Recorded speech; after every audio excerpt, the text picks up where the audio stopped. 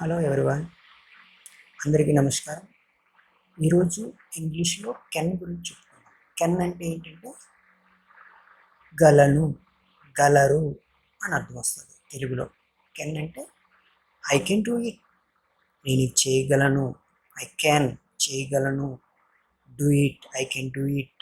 Do అంటే ordinary వెర్బ్కి ముందు సబ్జెక్టుకి తర్వాత వచ్చిందా, దీన్ని కెన్ అనేదాన్ని మోడల్ ఆక్సిలరీ కూడా అంటారు. దీన్ని హెల్పింగ్ వెర్బ్ అనుకోవచ్చు మనం. ఓకేనా?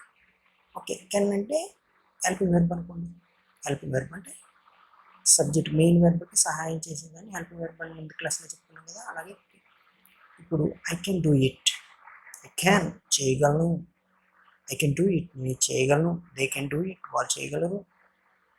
షీ కెన్ డూ ఇట్, ఆమె చేయగలదు. Ravi can do it, Ravi చేయగలడు. దే కెన్ డూ ఇట్, వారు చేయగలరు.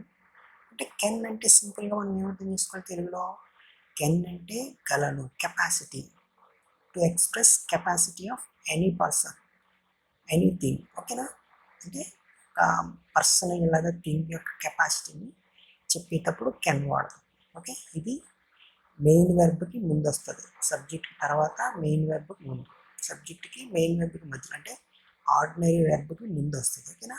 I can do it, do అనేది మెయిన్ వెర్బ్, మెయిన్ వెర్బ్కి ముందు వచ్చిందా కెన్ అనేది, దీన్ని మోడల్ ఆక్సిలరీ అంటాం. ఓకేనా? కొన్ని ఉదాహరణ: I can do it, she can do it, I, we, you, they సబ్జెక్టులు ఉన్నాయా?